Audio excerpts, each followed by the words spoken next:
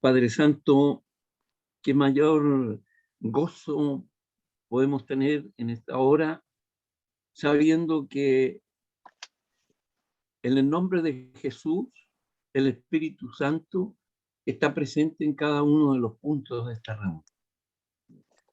Padre, te damos las gracias porque nos has permitido ir, Señor, creciendo a medida que vamos asistiendo a estos tiempos de oratoria y de tantos otros.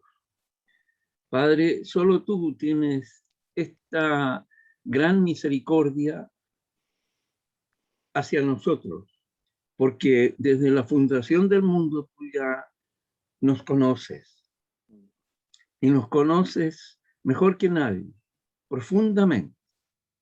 Y eso trae tranquilidad, paz a nosotros, porque podemos entender frente a qué Dios tan maravilloso estamos. Muchas gracias, Señor. Bendice a cada uno de nosotros. Ensancha nuestra mente y nuestro corazón para que podamos guardar el mensaje que tienes para hoy a través de tu siervo. Bendícenos con eso, Señor, porque es el deseo profundo de nuestro corazón. Captar, entender, tener sabiduría para recibir hoy y entregar mañana. Muchas gracias, Señor, por estos tiempos. En el hermoso y bendito nombre de tu Hijo, nuestro Señor. Amén y amén. Amén. Mi hermano Luis, muchas gracias. Bueno, esta tarde vamos a hacer tres cosas. Primero vamos a dar una pequeña revisada muy, muy breve a lo que hemos visto en cuanto a exégesis, o sea, sacar lo que en el texto está, tratar de bucear en las profundidades de un texto bíblico. Vamos a seguir trabajando nuestro texto bíblico de Marcos capítulo 1, versículo 40-45, así que les ruego por favor que lo mantengan abierto en sus Biblias. Por supuesto que vamos a tratar de hacer un muy breve resumen, quizás de una frase o dos máximo, sobre la hermenéutica, ese proceso de hacer un puente entre el original, el texto fuente y la audiencia receptora. Y hoy en día nos vamos a concentrar bastante en lo que es la preparación del bosquejo del sermón, pensando en comunicar un mensaje. Eso va a ser lo primero. Lo segundo, vamos a hacer una revisión de los énfasis y propósitos de cada uno de los evangelistas, ¿ok? Para que lo tengamos sumamente claro. O sea, cuál es el énfasis y cuál es el propósito de los evangelios de Mateo, de Marcos, de Lucas y de Juan. También casi como un resumen. Y luego de eso, entonces, la última parte, vamos a estar trabajando específicamente, vamos a volver al texto de Marcos y vamos a enfocarnos en cómo diseñar este mensaje, si es que si quisiéramos dar, perdón, y cómo lo deberíamos comunicar, ¿ok? Que en el fondo estamos acercándonos, vamos hacia la síntesis de lo que es la oratoria, de lo que es la comunicación del mensaje a partir de la palabra de Dios. Debo pedir perdón porque la hermana Janet me hizo dar cuenta de algo. Pensé que había enviado la grabación de la clase de la semana pasada y la verdad es que lo olvidé. Mi suegro, que era un hombre del campo, él decía, el creí que y el pensé que es causa del perjudeque. Efectivamente, yo creí que lo había enviado, pensé que lo había enviado, no lo hice. Entonces, me parece que cometí un error ahí, por lo tanto voy a enviar las dos, la de la semana pasada y de esta semana también, ya lo anoté. Así que lo tengo en mis notas, por lo tanto espero que no se me olvide. La semana pasada no lo anoté. Ha sido una semana muy, muy llena de cosas. Muy buenas tardes, mi hermana Verónica también. Ok, entonces, vamos a ir avanzando. ¿Estamos bien? ¿Están preparados ya? ¿Sí? Amén. Bien, vamos entonces al resumen de lo que nosotros hemos visto prácticamente en algunas frases que vamos a hacer sobre lo que hemos visto. No olviden esto porque lo vamos a anotar posteriormente, ¿no? Primero dijimos que cuando nos acercamos al texto, hacemos un estudio personal del texto. Leemos el pasaje cuidadosamente, tratamos de mantener algunas versiones distintas sobre un pasaje, vamos tomando notas de lo que nosotros estamos viendo y de cómo podemos interactuar o dialogar con el texto. Recordamos siempre que el texto bíblico es un texto vivo, porque es la palabra del Dios vivo que se comunica con seres vivos, con nosotros. Entonces podemos tener un verdadero proceso de comunicación, de interacción entre el texto bíblico y nosotros como seres pensantes, como seres reflexivos, como seres receptivos del texto bíblico. Entonces lo que nos hacemos para interactuar con el texto bíblico es algunas preguntas, algo muy sencillo. Nos hacemos ciertas preguntas y tomamos nota de esas respuestas que nos vamos a dar para dialogar nosotros con el texto. Entonces comenzamos a dialogar, comenzamos a interactuar con el texto de una manera vívida. ¿Cuáles son algunas de estas preguntas? Primero, por ejemplo, ¿qué clase de escrito es? O sea, ¿a qué género literario de la Biblia pertenece? ¿Es poesía? Por ejemplo, ¿es un salmo el que nos estamos enfrentando? ¿O es historia? ¿Es algún momento histórico, por ejemplo, de las guerras que tuvo el pueblo judío para conquistar la tierra prometida? ¿Es sabiduría, como por ejemplo los proverbios? ¿Es acaso narrativa, donde estamos viendo un pasaje, por ejemplo, de la vida de Jesús? ¿Es un evangelio que en sí mismo es un género literario? Y ya vamos a ver por qué es un género literario. ¿Es una carta? ¿Es una epístola? Que es un género en sí mismo, ¿no? Que se debe tanto estudiar como predicar de una manera distinta. ¿O podría corresponder el texto que vamos a leer a un género bien particular, que es el género apocalíptico? Ustedes escucharon seguramente el mensaje a la iglesia de Esmirna. ¿Lo Sí. recuerdan? Ok. Sí. Eso, ¿a qué género corresponde?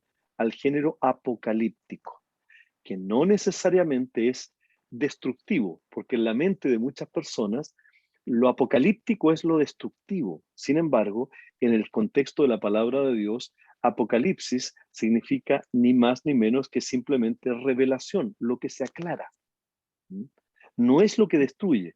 Incluye algunos elementos de destrucción de lo antiguo que da paso a lo nuevo, a una nueva tierra, a un nuevo cielo, evidentemente. Pero eso no es todo lo que contiene. El género apocalíptico, por ello, entonces, es un género en sí mismo. Pero nosotros estamos estudiando un texto en un género determinado, que es el texto de Marcos.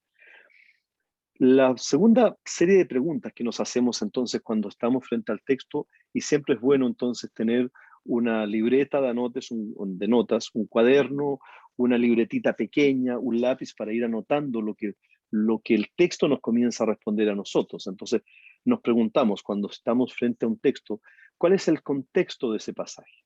O sea, Ya. ¿qué venía antes? ¿Qué se produce o sucede de manera posterior? Y cómo eso nos ayuda a entender de lo que se trata el pasaje. El contexto siempre va a marcar el texto de un pasaje. Por ejemplo, ¿no? Y ya habíamos mencionado de los tres tipos de contexto que hay: el contexto cercano, el contexto amplio y el contexto lineal completo de la palabra de Dios. Por ejemplo, si ustedes van a un texto donde encuentran a un profeta frente a Nínive, y ya saben de quién estoy hablando, ¿no es cierto? Aquel profeta que fue tragado por una ballena, arrancando de Dios, y este profeta fue enviado a hacer una advertencia a la ciudad de Nínive, una ciudad pagana, y Dios entonces les amenaza con destruir esta ciudad, y con mucho gusto el profeta Jonás va y va a predicar este mensaje a la ciudad de Nínive. Pero finalmente Dios no destruye a la ciudad de Nínive, ¿recuerdan? Porque la gente se arrepiente. La gente entonces recapacita, reflexiona frente a ello y se convierte. Entonces el profeta está bastante enojado. No entiende por qué razón Dios se arrepintió de haber consumido al pueblo completo de la idolatría que tenían en la ciudad de Nínive. Si nosotros vamos a otro pasaje en el Antiguo Testamento, nos vamos a dar cuenta en el capítulo 11 de Génesis, donde también surge el mismo concepto.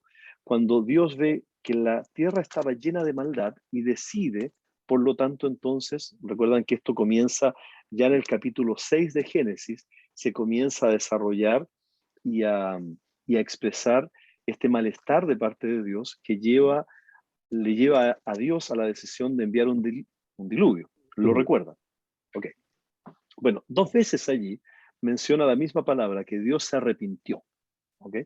Y uno puede tomar el texto de Jonás o puede tomar el texto de Noé, porque se nos relata la vida de Noé y cómo él vivía en un contexto de mucha depravación, y decir, bueno, está bien, en ambos casos el texto y el contexto indica que Dios se arrepintió. En el caso de Nínive, ahí el texto nos habla claramente de que Dios se arrepintió de haber quemado esa ciudad, y en el caso de los capítulos 6 en adelante de Génesis nos habla el contexto de que si bien Dios vio la maldad, por la misma razón Dios, por esa maldad en el contexto, se arrepintió de haber creado al ser humano. Pregunta frente a esto entonces, ¿realmente Dios se puede arrepentir? ¿Qué piensan ustedes? El texto dice que él se arrepintió. Ok, ¿no es cierto? El texto dice eso, ¿ya? Tanto el texto como el contexto. Estamos viendo un texto de Jonás y el contexto de Noé. Ok, en ambos casos el término utilizado es se arrepintió. Pregunta nuevamente entonces, ¿es que Dios se arrepiente?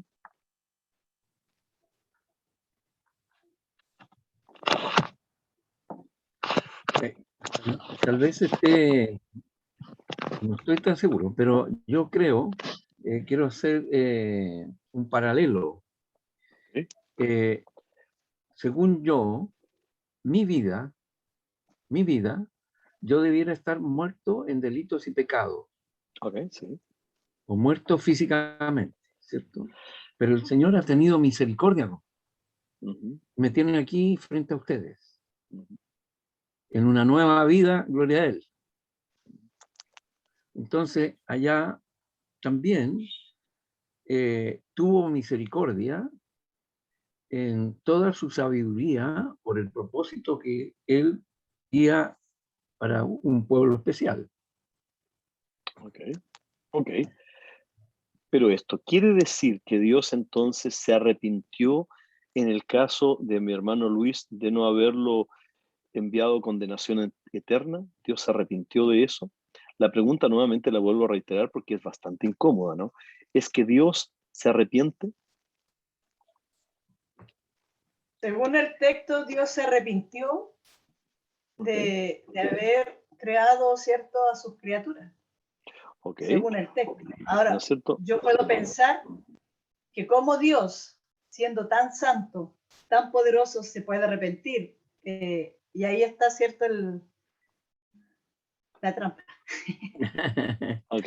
La pregunta debo reconocer, mi hermana, efectivamente, que es una pregunta capciosa, es una pregunta engañosa. ¿Por qué? Porque, primero, ¿qué significa arrepentirse? Es reconocer un error, ¿no es cierto? Exacto. O una mala acción. Dios, si es Dios, ¿puede cometer errores?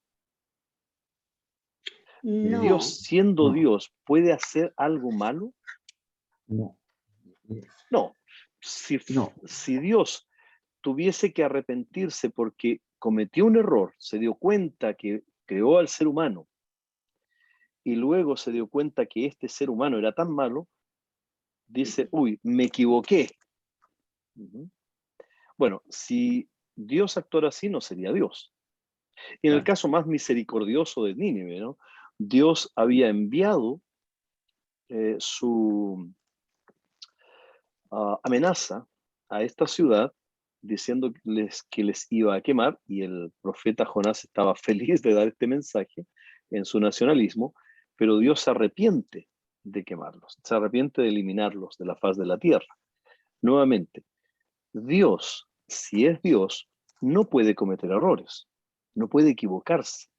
Todos sus actos son justos, son perfectos y responden a un plan eterno. ¿Sí o no? Eso es lo que nos plantea la Biblia. ¿Okay? Sin embargo, el texto aparece allí diciendo que, el texto aparece diciendo que Dios se arrepintió. ¿Existe un conflicto allí? En realidad no en el texto. Existe un conflicto aquí básicamente en que no hemos logrado ajustar el término, el concepto de arrepentimiento con el contexto lineal de la palabra de Dios. Si Dios es Dios, no se equivoca y por lo tanto quien no se equivoca no se puede arrepentir. ¿Qué es lo que el texto dice en el original? Que a Dios le pesó, o sea, sintió tristeza. Mi hermana Janet seguramente va a entender esto claramente. God aggrieved, le dio pesar ver esta maldad. Le dio tristeza. No es que se haya arrepentido de un error cometido, sino que hubo un pesar dentro de Dios. Eso es lo que está comunicando toda la Biblia. Por lo tanto, cuando nosotros vamos a un texto, este texto tiene que estar ajustado al contexto y a la Biblia en su totalidad. ¿Ok? Ese es el punto. Ahora. Sí, por favor, mi hermana. Pero en el caso de Nínive, ¿no será que también el pueblo se arrepintió de sus caminos? Porque dice que proclamaron ayuno y todo, hasta los animales. Ajá, exactamente. Entonces, ¿no sería que eso fue que actuó Dios en su misericordia? Bueno, porque allí, ellos se arrepintieron también. Exactamente. Nuevamente, ¿es la acción del hombre la que mueve la voluntad de Dios? Esto no parece corresponder con la línea completa del plan de Dios eterno. Parece que quien no sabía cómo Dios podía actuar en su misericordia era el mismo profeta. Parece que el mensaje central allí no es tanto el alejamiento de Nínive de los mandatos de Dios, sino el alejamiento del profeta de los mandatos de Dios. El tan poco conocer a Dios, desconociendo que podía tener misericordia. Porque recuerden que lo que estaba haciendo Jonás era lo mismo que Juan y Jacobo posteriormente le dijeron a Jesús: mandamos caer fuego del cielo para quemar a esa ciudad, a los samaritanos que no lo habían querido recibir. Ajá. ¿Y cuál es la respuesta de Jesús? Ahí hay concordancia, ahí existe coherencia en toda la palabra de Dios. Efectivamente, este pueblo se arrepintió, pero más allá del arrepentimiento del pueblo, es lo que se muestra allí es la misericordia de Dios, que nunca tuvo la intención real de destruir por destruir, sino más bien de amenazar para dar una segunda oportunidad. Amén. ¿Okay? Bueno, esos son los elementos que nosotros tenemos que tomar. ¿Sí? Eso tiene que ver con el atributo de su justicia, porque Él es justo. Ok. El atributo de la justicia de Dios, y un autor dice lo siguiente: la justicia sin misericordia, ¿ok?, podría pasar a ser cruel, podría pasar a ser crueldad. Pero la justicia solo justa, sin ninguna misericordia, finalmente entonces aleja del concepto real de la justicia de Dios. ¿Por qué? Porque justicia es dar a cada uno lo que le corresponde. Lo que nos corresponde, como exactamente decía mi hermano Luis, es condenación. Eso es lo que nos corresponde. Porque recuerda lo que dice la palabra de Dios: no hay uno solo bueno, no hay ni uno que busque lo bueno. Todos se han corrompido. No hay ni uno que haga lo bueno, todos han pecado. O sea, y como Romanos 8 dice, la paga del pecado es muerte. Entonces lo que nos corresponde, dado que todos hemos pecado, es la muerte. Lo justo es la muerte. Pero la justicia, bañada con la misericordia de Dios, hace que Dios tenga que cobrar justicia por nuestro pecado, y esa justicia es pagada en la cruz por Jesús. Y el perdón por la aplicación de esa justicia en la cruz ese perdón es derramado sobre nosotros. ¿Ok? Ese es el contexto completo. ¿Sí? Sí, yo entiendo igual esto, que nuestro Dios es justo. Él envía un mensaje donde ve un arrepentimiento sincero y Él aplica su misericordia. Él iba a aplicar justicia. Pero la reacción de las criaturas fue, ¿cierto?, sincera. Y ahí yo veo que se aplica perfectamente el amor y la justicia y la misericordia del Señor sobre, en este caso, de Nínive. Sin embargo, la palabra de Dios nos dice, y ahora en el contexto más completo, ¿no es cierto? La palabra de Dios nos dice que el corazón humano es engañoso. Por lo tanto, no existe sinceridad profunda, real, sinceridad que podamos presentar ante Dios. Podemos ser emocionalmente sinceros, pero nunca vamos a ser perfectamente sinceros frente a Dios. Y aquí tenemos que tener mucho cuidado con las corrientes de estos tiempos, donde nos apuntan a hacer entender que el ser humano por sí mismo podría llegar a presentarse ante Dios por la sinceridad. Muchos nos dicen, si usted es sincero, no importa lo que haga, pero la palabra de Dios nos dice otra cosa, que lo que hace Dios es derramar su misericordia bañada en la gracia, no por lo que nosotros nos merezcamos, ni siquiera por nuestros buenos sentimientos. ¿Por qué? Recuerden cuál es la definición de gracia. Gracia es dar lo contrario a lo que merecemos. Voy a repetirlo. Gracia es dar lo contrario a lo que merecemos. Si nosotros pensamos que Dios los perdonó porque sinceramente se arrepintieron, entonces estaríamos diciendo que esa gente merecía ser perdonada porque fueron sinceros. Y la palabra de Dios nos dice que nadie es merecedor, y menos por emociones o por sinceridad. Somos merecedores por medio de Cristo. Entonces, en el contexto nos plantea un aspecto mucho más profundo y muy, bueno, por cierto, ¿no? Teológicamente hablando, hay una diatriba aquí, hay una diferencia, una tensión. Existe en el mundo, en el mundo reformado, quiero dejar afuera, por favor, de manera intencional al mundo católico romano y al mundo ortodoxo, ¿ok? Ortodoxo griego, ruso, etíope, egipcio, etc. Estoy hablando del mundo reformado protestante evangélico. Allí, en el mundo protestante evangélico, existen dos tendencias. Una tendencia que es una tendencia calvinista y digamos más agustiniana. No quiero hacer clase de teología profunda, simplemente lo voy a explicar de esta manera.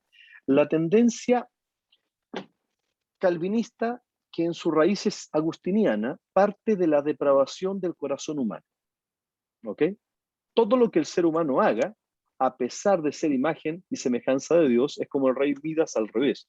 Todo lo que el ser humano toque lo va a depravar, lo va a distorsionar. Por eso requiere de la obra completa de Cristo. ¿Ok? Pero está la otra tendencia teológica, que es la tendencia arminiana, que es tomista, que nos plantea de que en el fondo el ser humano es bueno.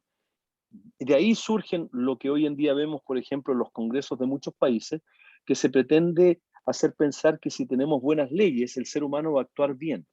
Pero lo que vemos en la realidad es otra cosa, es un concepto mucho más agustiniano, un concepto mucho más calvinista. El ser humano tiende al mal, no tiende al bien. Pero este concepto tomista nos dice que el ser humano tiende al bien y por lo tanto entonces podemos presentar algo de las obras, podemos hacer algo por nuestra propia salvación y es más, si no somos sinceros también podríamos incluso perder esa salvación. Esa es una postura mucho más católica romana porque es más arminiana. ¿Okay? No quiero meterme en profundidades en esto, pero más o menos esa es la diferencia teológica que existe con estos planteamientos. No sé si hay algún comentario o pregunta.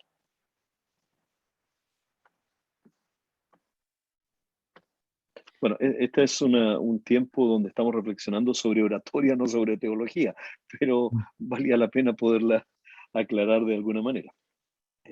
Insisto, ¿hay alguna pregunta o comentario? Ahí, Solo- pastor, sorry. perdón, adelante mi hermano. No, es usted. Es una pregunta recurrente para nosotros cuando la gente sabe que somos cristianos. Entonces, ligerito sale la pregunta. ¿La salvación se pierde o no se pierde? Y entonces, ahí tiene lo que acaba de decir usted, tiene parte de la respuesta que nosotros debemos dar. Tendríamos que escucharla de nuevo en realidad para tener el argumento completo. Existen dos posturas, ¿no? La postura arminiana, bajo la postura arminiana la salvación se puede perder, porque está basada en la obra humana, en parte. Bajo la postura calvinista, la salvación es imposible que se pierda. ¿Por qué? Porque no se basa en haberla ganado, sino en haberla recibido. Por lo tanto, uno no puede perder algo que no es de uno. ¿Se entiende la diferencia? Me quedó claro. Okay. Hay un audio de un expositor excelente sobre esta temática. El tema se llama La preservación de los santos. Si ustedes lo quieren buscar, se los recomiendo, pero definitivamente. La preservación de los santos se llama, o perseverancia de los santos. El autor es R.C. Sproul. Se escribe así para que ustedes lo vean.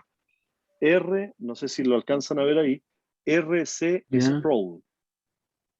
R.C. Sproul. Está en internet, debe estar incluso en YouTube. Es un audio de R.C. Sproul. Es este pastor que toca esa diferencia entre el calvinismo y el arminianismo, y él responde la pregunta a la luz de la palabra de Dios desde una postura teológica calvinista, si la salvación se pierde o no.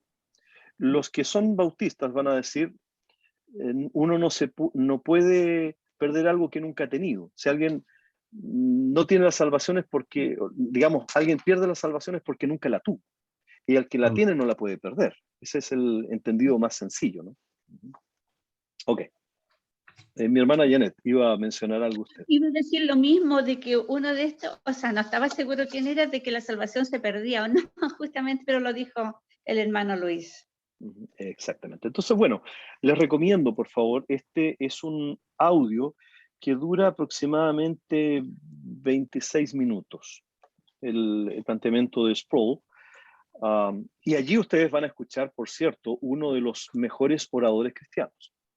No sé si ustedes lo conocen, pero sí, desde los años 70 aproximadamente, R.C. Sproul fue uno de los mejores oradores cristianos que ha habido. Vale la pena escucharlo, vale la pena escuchar sus clases y sus predicaciones. Ya murió, lamentablemente, pero es uno de los referentes en la oratoria cristiana que por lo menos yo conozco. Ok, sigamos entonces. El punto es este. Tenemos que hacer, cuando vamos a preparar un mensaje que queremos compartir o estudiar para nosotros, tenemos que asegurarnos de que entendemos el contexto del pasaje. Y el contexto se mide en estos tres parámetros, ¿no es cierto? El contexto cercano al texto, o sea, lo que lo acompaña antes y después, el contexto mayor, dónde está puesto ese texto, que puede ser un evangelio, que puede ser un libro, una epístola, etc. Y el contexto mucho más amplio, que es el contexto de toda la Biblia. Si uno de los tres contextos me indica una línea divergente, una idea diferente, una conclusión que no se ajusta a las otras dos, entonces debo revisar la exégesis que estoy haciendo, porque las tres tienen que ser coherentes. ¿Okay? El texto mayor, que es la Biblia, el texto, el libro donde está, el género literario donde está escrito ese texto, y finalmente el contexto propio o cercano del mismo texto. Por otro lado, me voy a preguntar cuando estoy visitando el texto y me estoy familiarizando, ¿cuál era la situación del autor y de los oyentes originales? O sea, ¿cuál era el énfasis, cuál era el propósito de ese autor? Si nosotros vamos al Evangelio de Marcos, debemos entonces preguntarnos quién era Marcos, para quiénes escribió Marcos, cuál era el propósito de Marcos, cuál era el énfasis de Marcos, porque eso nos va a hacer entender cuál es el enfoque que le está dando al texto que nosotros estamos estudiando, si ese texto está en el Evangelio de Marcos.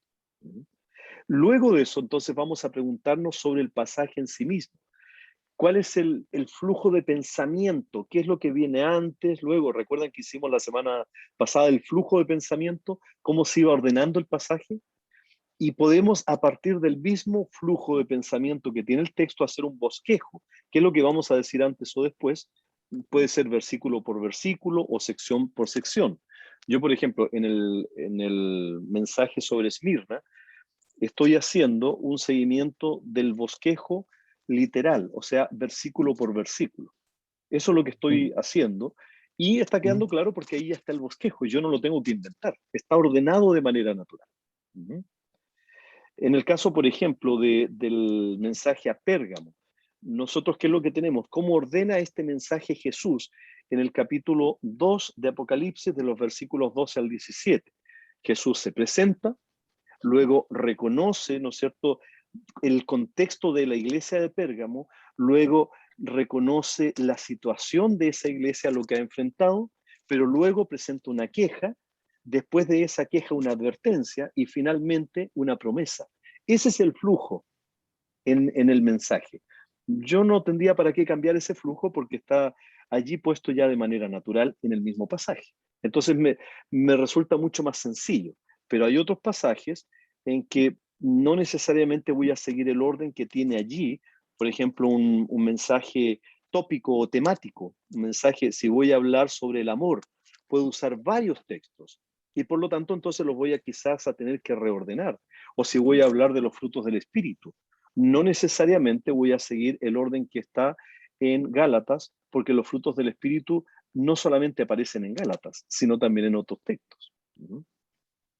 Luego de eso, entonces, cuando ya me he familiarizado con el texto, cuando lo he ordenado, cuando he visto cómo está ordenadito, busco cuál es el punto principal o la idea central de ese texto, qué es lo que me está diciendo el texto en sí, no de todo, sino la idea central, o en otras palabras, qué es lo que el autor, poniendo ese texto ahí, está tratando de comunicar a los lectores o a los oyentes. O sea, en otras palabras, debo preguntarme qué es lo que en este texto, si se lo saco, esa idea ya no es el mismo texto. ¿Cuál es el tema central?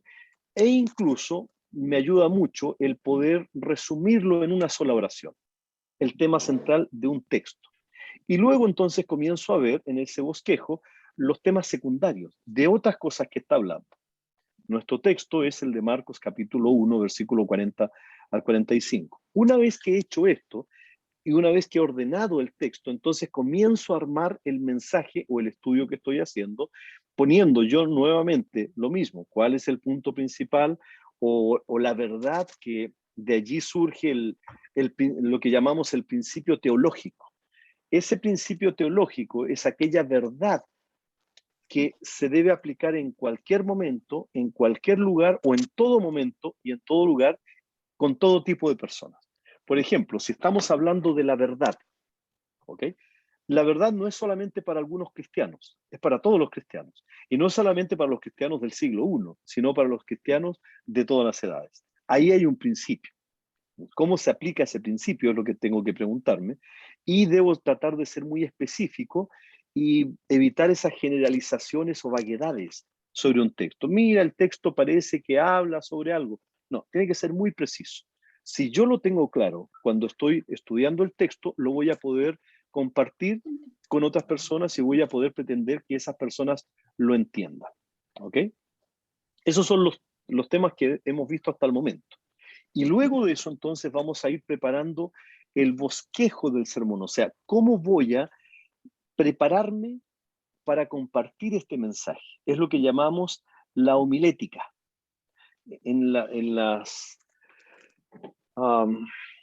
Ser claro en el mensaje. En las misas católicas, el sacerdote dice, vamos a compartir la homilía de esta mañana. La homilía es la prédica. Eso es, finalmente, que expresada de una manera oral es la oratoria. ¿Qué vamos a decir de lo que vamos a decir? ¿Cuáles son los elementos claves que tenemos que tener presentes aquí? Por lo menos 3 elementos claves. Primero, que lo que voy a estar compartiendo o predicando, el sermón, está orientado a una audiencia, que puede ser una persona, si es mi vecino o vecina, o mi esposo o esposa, o mi familia, que puede ser una congregación, o que puede ser, como en el caso de los evangelistas, un estadio con miles de personas. Eso es la audiencia. ¿Quiénes van a escuchar este mensaje a partir de este texto bíblico? Les recomiendo escuchar algunas de las prédicas de Billy Graham. Y ustedes se darán cuenta que las prédicas del gran evangelista Billy Graham tenían siempre este enfoque. Él estaba hablando a las personas, no estaba hablando en el aire. No le estaba predicando a Dios, porque algunas veces o nuestras oraciones o nuestras prédicas parece que le estamos predicando a Dios. Señor, tú sabes que para ti es bueno que nosotros seamos honestos y morales. Obviamente que el Señor lo sabe, no se lo tenemos que predicar a Él. El mensaje está orientado a las personas y posiblemente dentro de esas personas estamos nosotros también. El mensaje no es una prédica o no es un sermón para Dios, es para las personas, porque nosotros estamos haciendo este puente entre lo que Dios está entregando y lo que la gente necesita recibir. Insisto, yo también debo ser impactado por el mismo mensaje. No es un mensaje para las personas en el aire, es un mensaje para individuos, para seres humanos con carencias, con necesidades, con potencialidades, con dones, con necesidad de intimidad con Dios. Y entre esas personas yo también me encuentro, el mismo predicador. Entonces, lo primero es que nos tenemos que acordar de que el mensaje va orientado a una audiencia. En términos muy prácticos, ¿no? Hay personas que se sienten muy cohibidos, muy intimidados por una gran cantidad de personas. Hay algunas personas, yo me cuento entre ellas, que en general no tengo pánico escénico. ¿Qué es lo que intento hacer? De una manera casi natural, concentrarme en una o dos personas y por lo tanto tener una especie de diálogo con las personas. Entonces sí, me ha tocado estar frente a un estadio con miles de personas o en un set de televisión donde no estoy viendo a las personas, pero sé que pueden potencialmente haber miles de personas escuchando. Entonces, como estoy concentrado en el mensaje de entregarlo a la audiencia de uno o de pocos, me concentro de esa manera, de forma muy intencional, en comunicarme, intimar, interactuar, dialogar, no con la masa, no con una nube, sino con individuos. Y la pregunta que me hago es, ¿cómo se lo diría esto a una sola persona? Y me olvido muchas veces que estoy frente a una cámara de televisión. Empiezo a hablar con el entrevistador o miro a la cámara directamente porque estoy pensando en que detrás de la cámara por lo menos va a haber una persona que está escuchando y que quiere interactuar, quiere ese diálogo. Entonces me olvido de los demás, porque lo que nos intimida muchas veces es la masa de personas. Ciertamente, hay algunos videos que había un canal de televisión en Santiago sobre varios programas sobre misión. El nombre de este programa era Sal Global, S-A-L Global. Allí me hicieron entrevistas algunas veces. En una ocasión me dijeron, ¿nos puedes dar un mensaje en 5 minutos sobre misión? Y teníamos 3 cámaras. Entonces me dijeron, ok, tú puedes ver a cualquiera de esas cámaras. Y yo empecé a jugar con la cámara. O sea, empecé a mirar a una cámara, luego a la otra y luego a la otra. Y lo hice bien dinámico. Me decían, oye, pero es bastante natural. Sí, porque no estoy pensando en el público que está detrás, estoy pensando en una persona. Si esa persona se me moviera, la seguiría con la vista para estar conversando con esa persona. Esa es la idea de interactuar, de hacerlo más dinámico.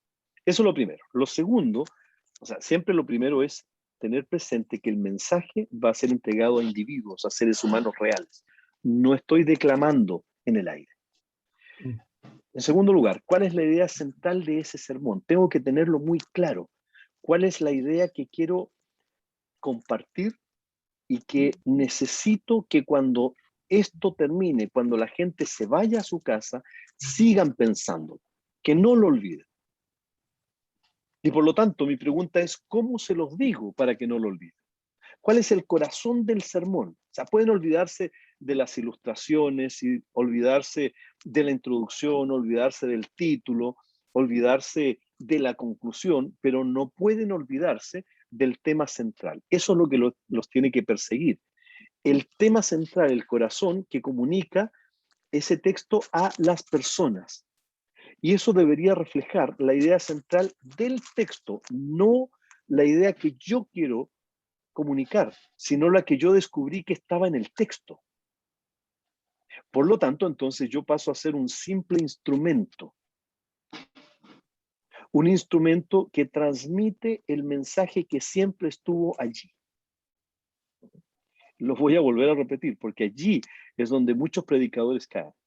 Quieren predicar nuevas revelaciones, cuando en realidad las revelaciones antiguas y simples, las esenciales que necesitamos repetir, están en el texto.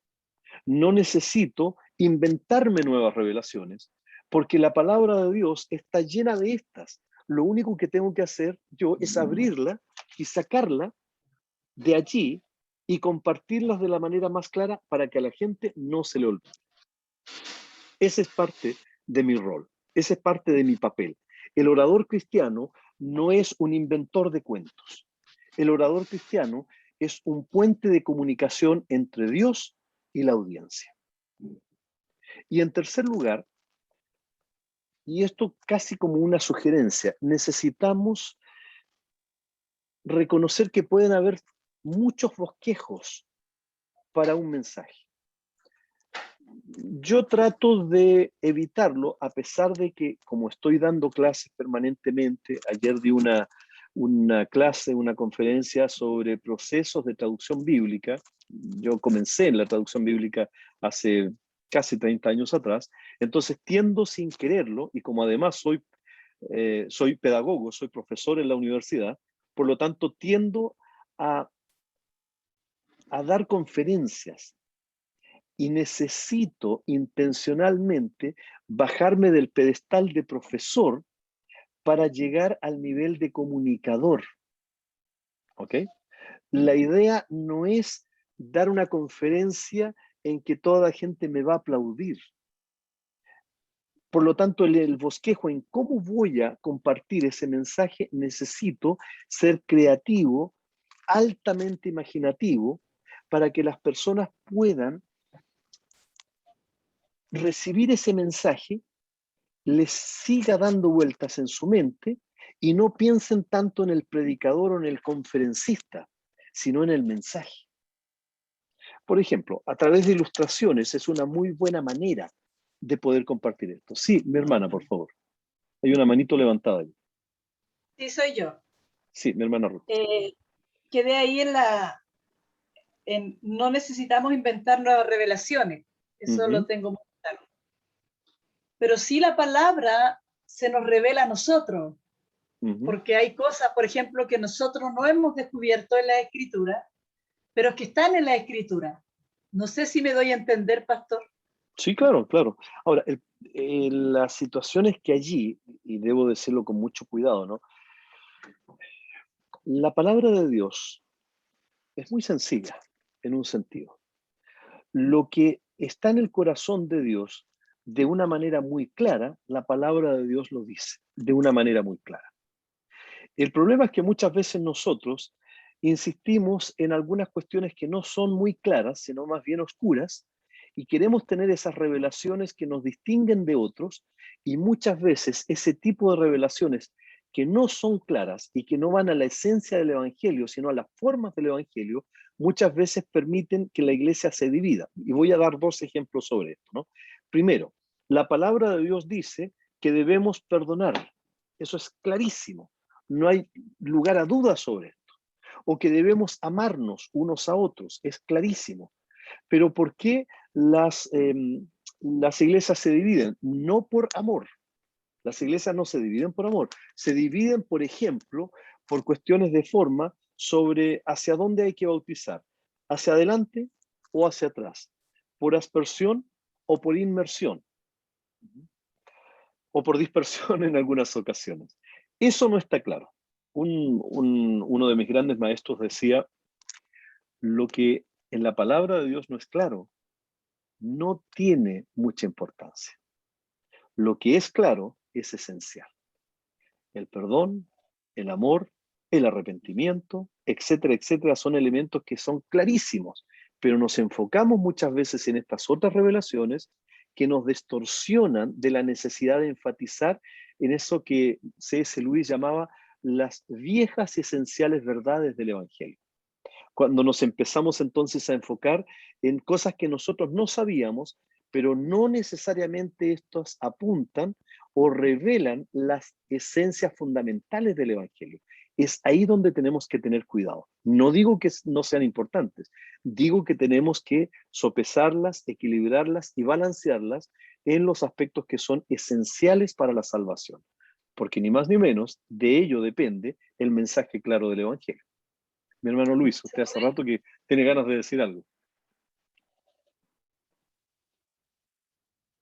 Pero debe desmutear el micrófono. Sí, pastor, hay algo que nosotros en lo que nosotros caemos sin darnos cuenta, si no revisamos bien el mensaje que debemos dar. Ajá. Porque empezamos a forzar el mensaje, empezamos a forzar esa revelación y entonces aquella empieza a cambiar, pierde su centro, su dirección, su propósito. En eso estaba. Yo dije, qué bueno es que podamos aprenderlo para tener, entre comillas, éxito en cada una de nuestras intervenciones llevando el mensaje. Exacto. Exacto. Nosotros somos los primeros llamados a someternos al texto que estamos predicando. Ahora bien, ¿cuál es uno de los vicios en la predicación hoy en día, muy, muy masificados? Es preparar un mensaje y luego buscar un texto que se adecue a ese mensaje. Es como aquel predicador que decía, tengo un chiste que es una ilustración maravillosa, ahora estoy buscando un mensaje que se adecue al chiste. Puede pasar eso. Y es ahí donde tenemos que tener mucho cuidado. ¿Por qué?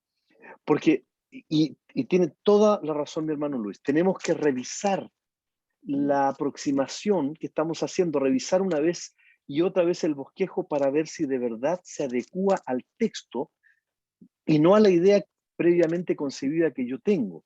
O sea, los puntos, el orden, la idea central deben reflejar fielmente lo que el texto dice. Los puntos secundarios que yo voy a presentar deben ser los puntos secundarios que el texto presenta. Y el tema central que yo voy a presentar debe ser el tema central que el texto presenta. Y una forma fácil de hacerlo, fácil en un sentido, es recordar en una frase cuál es este tema central que yo voy a compartir en el mensaje. Ahora, tenemos un texto que nosotros hemos estado revisando ya, que es el texto de Marcos. Y en esto hay pasión, por cierto, ¿eh? Y la pasión no necesariamente tiene que ver con elevar la voz, sino con la convicción de que lo que estoy diciendo es real, es esencial, es verdadero y es relevante para las personas. Si no les comparto esto, su propia salvación puede estar afectada o siendo afectada, ¿ok? Ese es el punto. Por eso muchas veces el predicador, el buen predicador, se apasiona, no en el sentido de gritar, se apasiona en el sentido de que cree lo que está diciendo. Tiene una convicción tan profunda que quiere compartirla con esa convicción. Siempre digo en algunas de las conferencias que doy, tenga cuidado con decirme que tengo todo el tiempo del mundo. ¿Por qué? Porque cuando se me enciende el corazón se me larga la lengua. Entonces comienzo a hablar sin límites. Aquí yo prefiero que me digan limitado cuánto tiempo tengo, y de hecho es más, en lo personal, yo escribo mis mensajes, los sermones. ¿Por qué? Porque así me autolimito. Y no empiezo a decir lo que comienza a aparecer en mi mente sin reflexión, porque el mensaje, el estudio del mensaje debe ser un ejercicio de reflexión frente a Dios. Señor, ¿estoy diciendo lo que tú quieres que diga? Y una vez terminado el mensaje, voy a tener que preguntarle al Señor, Señor, ¿cómo quedaste tú con este mensaje? Porque tú eres el centro del mensaje, no yo, ni tampoco mis ideas.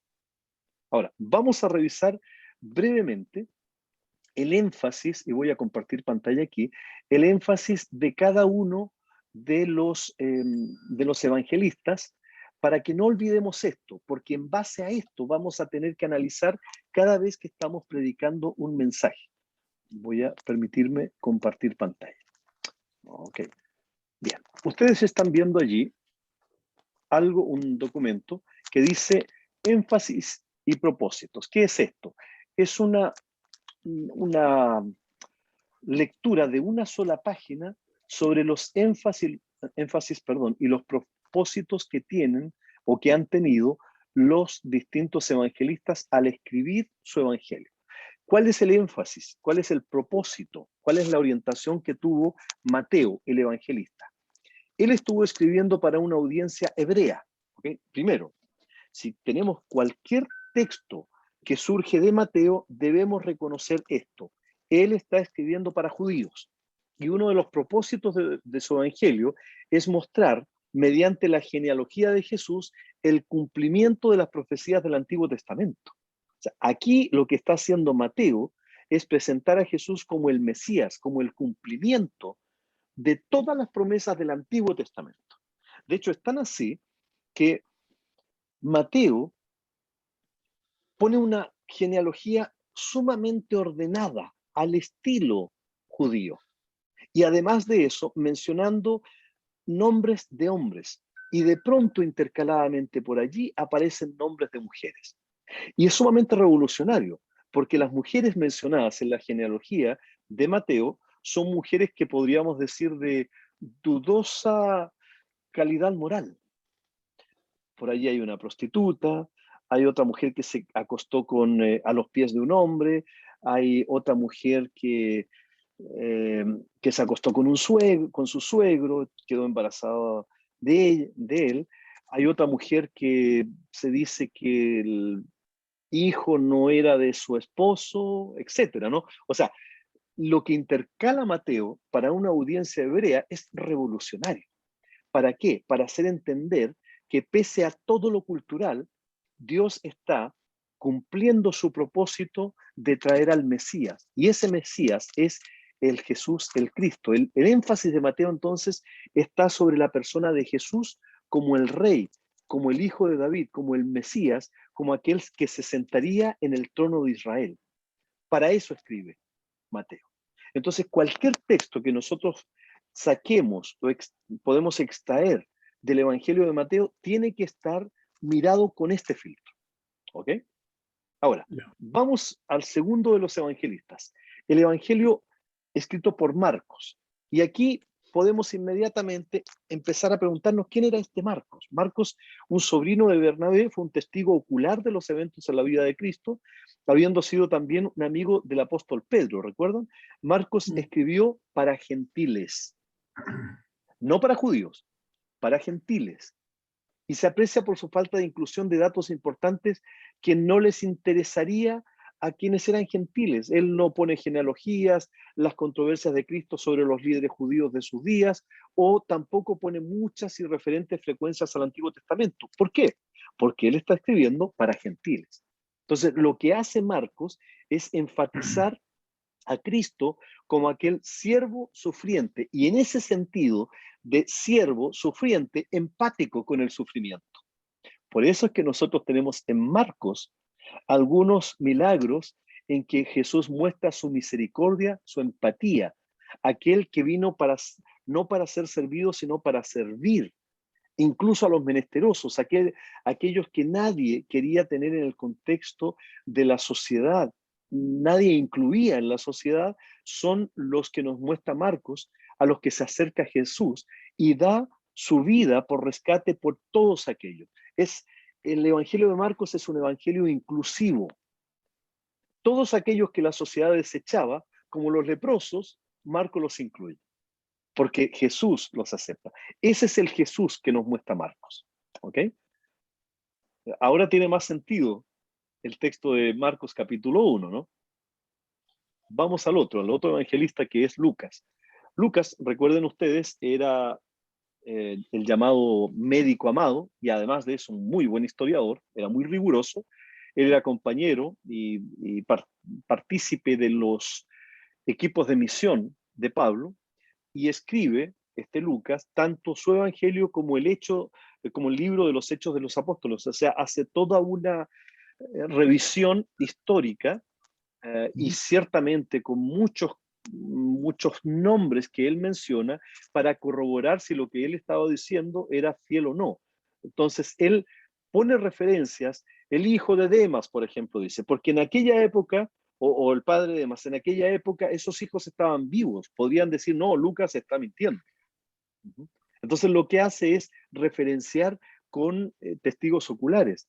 Lucas es el único de los autores que no era judío, interesantemente, en los evangelios y en el Nuevo Testamento. Desde hecho, mucho antes ya era reconocido como un historiador. Bueno, su audiencia, siendo gentil, tiene como énfasis, como motivación, mostrar que la fe cristiana está basada ¿en qué? En eventos históricos confiables y verificables. Por eso es que Lucas presenta esta simbiosis, esta combinación perfecta del Hijo del Hombre, Dios y hombre a la vez, hacia un público gentil, y esto es verdadero, es real, y por eso tanto detalle histórico que nos presenta Lucas. Y por último, tenemos el Evangelio de Juan.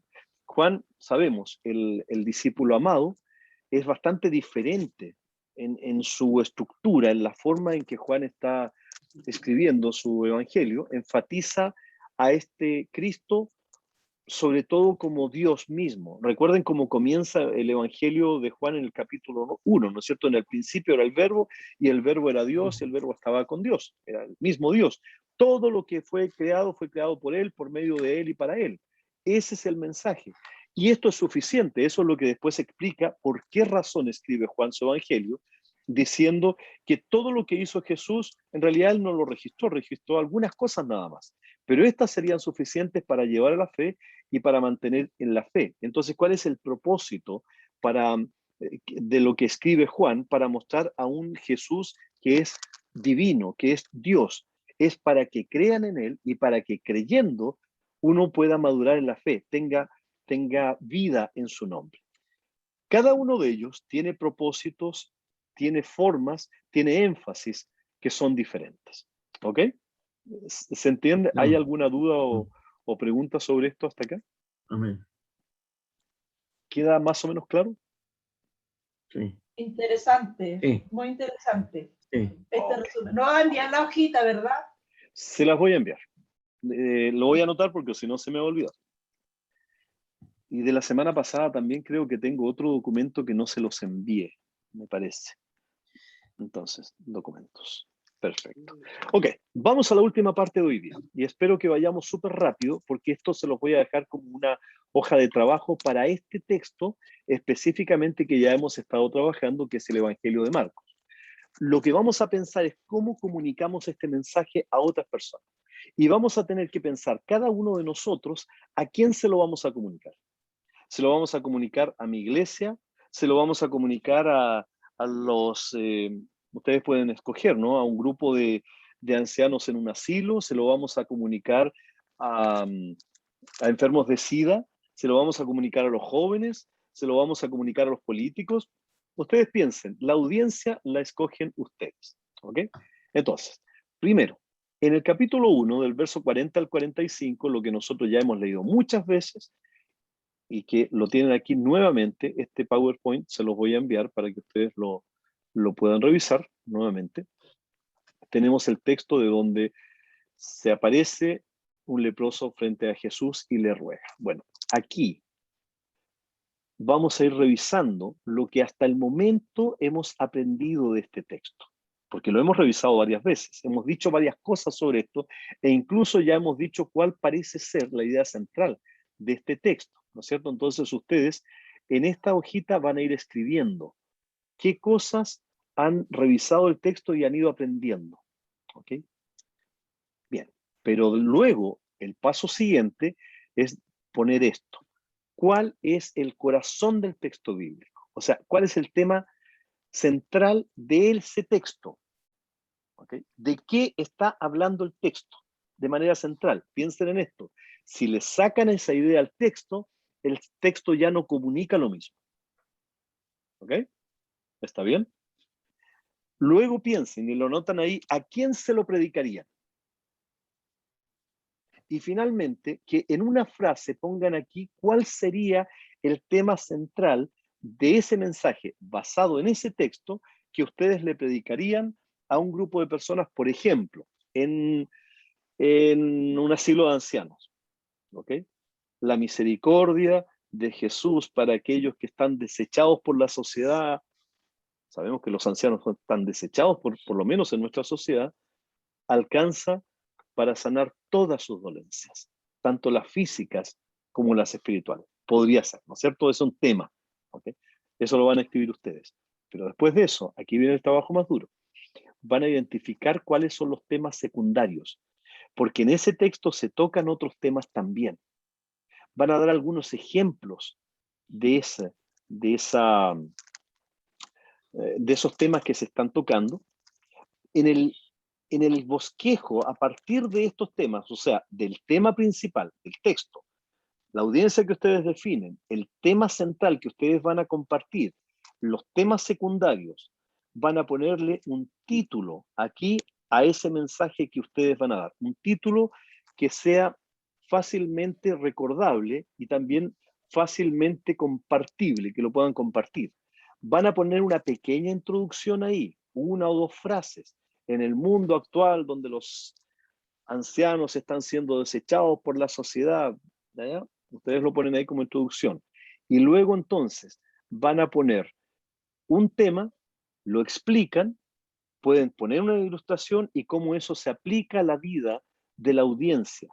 Un segundo tema, un tema secundario, la explicación, pueden ponerle una ilustración y cómo eso se aplica a la vida de las personas, y lo mismo con un tercer tema que aparezca en ese texto que pueda surgir de ahí. Y finalmente, ¿cuál es la conclusión que ustedes harían de ese texto, de ese sermón que ustedes estarían compartiendo? ¿Ok? La pregunta final es esta que ustedes se van a tener que hacer, porque esta es la que la gente se va a llevar a la casa. ¿Cuál ha sido más pertinente y aplicable a la situación de los oyentes? De lo que aquí aparece, la aplicación más cotidiana, la que se van a llevar a sus casas y van a seguir pensando en esta. Y finalmente, ustedes van a evaluar esta clase de hoy día. ¿Ok? Hemos tocado 3 temas. Hemos hecho un resumen de lo que hemos visto, luego hemos tenido un esquema de los propósitos de cada uno de los evangelistas y ahora hemos tenido una propuesta para bosquejar un sermón. Ustedes, en una o dos frases, van a poder evaluar esta sola clase. ¿Ok? ¿Les parece? Amén. ¿Desde que inició, pastor? Sí, exactamente. De esta clase, Ok, desde el hasta ahora. principio hasta ahora. Ah, ¿Ok? ¿Alguna pregunta? ¿esta es nuestra prueba? No. Yo soy la verdad es que bastante enemigo de las pruebas. A mí ustedes me han demostrado no solamente un interés, sino una participación que ya, si me obligan a evaluarlos, yo los puedo evaluar y ninguno estaría reprobando. Hasta el momento me ha parecido maravilloso trabajar con ustedes. Lo que vamos a hacer después es un examen bastante sencillo, donde ustedes van a poder escoger las preguntas que quieren responder, el examen final, ¿ya? Y ahí van a tener mucha libertad para hacerlo. Esto es solamente uno de los trabajos que estamos haciendo. ¿Ok?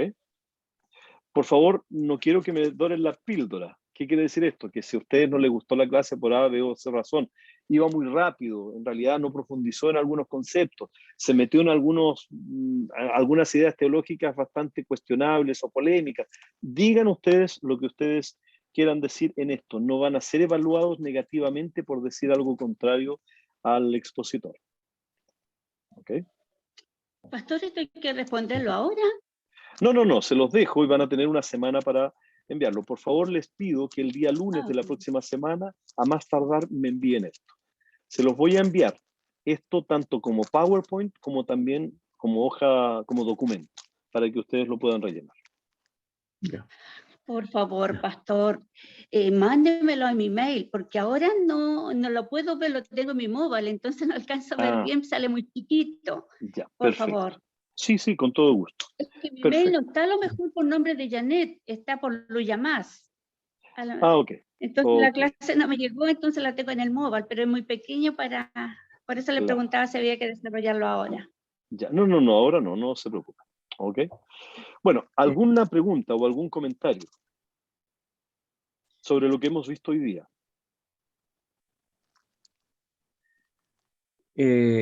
Pastor, para mi gusto, cuando usted hace alusión a algún texto o una situación que no está en la línea de lo que nos está enseñando, eso no es que se salga del tema, sino que nos obliga a nosotros, siento yo, a investigar un poco más respecto a lo que usted está diciendo. Y eso es obviamente edificante. Por eso la invitación a tener un lápiz y papel aquí a mano es sabiendo que vamos a poder repasar después este video completo. Pero así estamos pensando mientras llega esto otro. Muchas gracias. Bueno, sin duda, yo creo que lo que usted ha dicho, mi hermano Luis, ese es el noble espíritu de los bereanos. ¿Recuerdan en Hechos capítulo 17? Hay una iglesia que cuando llega uno de los grandes expositores, uno de los grandes oradores, uno de los mayores teólogos que ha tenido la historia de la iglesia cristiana, que fue Pablo de Tarso, predicó en la iglesia de Berea no una vez, sino varias veces. La respuesta frente a este gran teólogo y orador cristiano fue que los cristianos de Berea fueron al texto bíblico del Antiguo Testamento a corroborar si lo que este teólogo estaba diciendo se ajustaba al texto bíblico, se ajustaba a las escrituras. Y por esa razón, Lucas define a esos hermanos como nobles, los nobles de Berea. Revisen Hechos capítulo 17 y se van a dar cuenta que lo que acaba de decir el hermano Luis va exactamente en la línea de la nobleza de los bereanos. Muchas gracias, hermano Luis. Creo que eso nos enriquece mucho a todos. Bien, muchas gracias por la paciencia. Yo quisiera pedirle a mi hermana Ruth si nos puede guiar en oración para cerrar este tiempo.